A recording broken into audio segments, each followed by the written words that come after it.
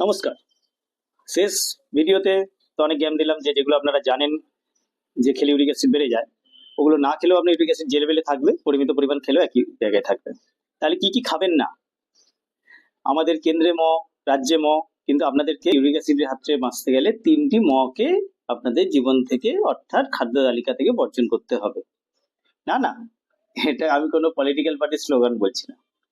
আসুন দেখে নি কোন 3টা কে আপনাদের জীবন থেকে বর্জন করতে হবে। প্রথম টি হলো মাংস। না না, সব মাংস অ্যাভয়েড করতে হবে না, শুধুমাত্র যেগুলো রেড মিটের মধ্যে পড়ে ওইগুলোকে অ্যাভয়েড করুন। রেড মিট হলো কোনগুলি?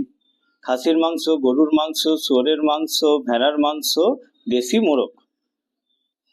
দ্বিতীয় টি হলো মদ। মদ একদমই বর্জনীয়।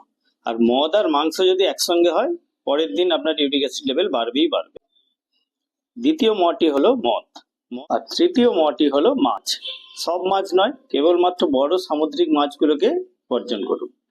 এই 3টে জিনিস আপনি বর্জন করুন, আর বাকি যা যা জানতেন সেগুলো পরিমিত পরিমাণে খান, ইউরিক অ্যাসিড আপনার ঠিক থাকবে। এরপরে আরেকটা ছোট ভিডিও বানাবো, তাতে বলবো যে কি কি খাদ্য তালিকাতে যোগ করবেন ইউরিক অ্যাসিডের হাত থেকে বাঁচতে।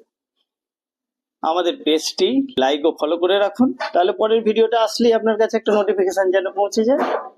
আজকের মতো আসি।